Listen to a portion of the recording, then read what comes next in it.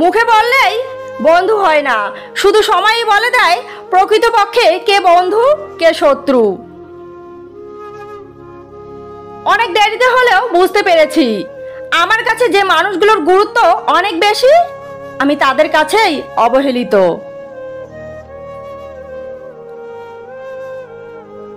এই স্বার্থপর পৃথিবীতে স্বার্থ ছাড়া কেউ কাউকে গুরুত্ব দেয় না। যারাই স্বার্থ ছাড়া মানুষকে গুরুত্ব দেয় শেষমেশ তারাই সস্তা হয়ে যায়। এই পৃথিবীতে সুন্দর মানের মানুষগুলোই বেশি কষ্ট পায়, স্বার্থপর বেঈমান মানুষগুলোই সুখে থাকে। বই মানুষকে যতটা শিক্ষা দেয় তার চাইতেও অনেক বেশি শিক্ষা দেয় বাস্তবতা। আঘাত আর অবহেলা থেকে মানুষ যা শিখতে পারে পৃথিবীর কোনো বই তা শিখিয়ে দিতে পারে না। অবহেলা পেলে যারা ভেঙে পড়ে তারা নিজেকে বুঝতে পারে না। যারা অবহেলার থেকে শিক্ষা নিয়ে নিজেকে একটা জায়গায় দাঁড় করাতে পারে, ক্যারিয়ার তৈরি করতে পারে, নিজেকে ভালো রাখার চেষ্টা করে, নিজেকে বুঝতে শেখে, অন্যের জন্য নিজেকে কষ্ট দেয় না, তারাই জীবনকে উপভোগ করতে পারে।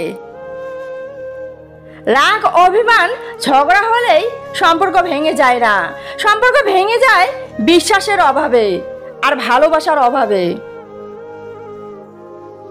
ভুল বোঝার পরিমাণ অনেক বেশি হলে, অতিরিক্ত সন্দেহ করলে। পশু পাখিরাও একে অপরকে বোঝে, আর মানুষ শুধু মানুষকে অল্পতাই ভুল বোঝে।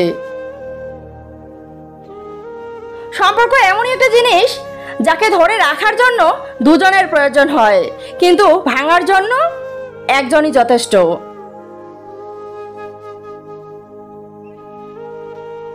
বাস্তবতা থেকে এটাই শিখলাম, স্বার্থপর না হলে সুখী হওয়া যায় না, স্বার্থপর মানুষগুলোই সুখে থাকে।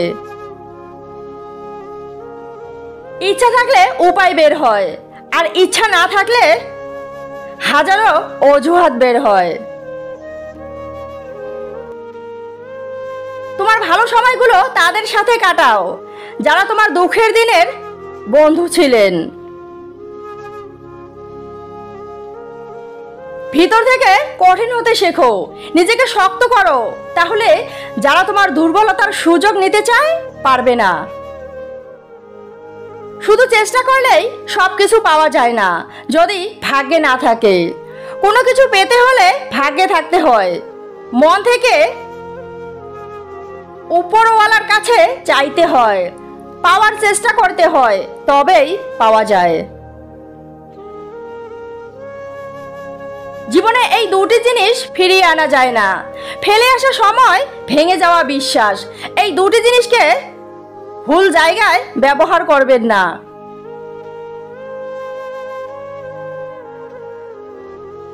তোমার সুখ দেখে অনেকেই জ্বলবে, তাদের ভিতরে কিছু আপনজন থাকবে, এরা শুধু নামেই আপন। তুমি যদি একটু বিবেক দিয়ে চিন্তা করো তাহলে উত্তরটা পেয়ে যাবে, আসলে এরাই তোমার শত্রু। এই মানুষগুলোকে কখনোই তোমার পরিকল্পনা, কষ্ট, সুখ, দুর্বলতা শেয়ার করো না।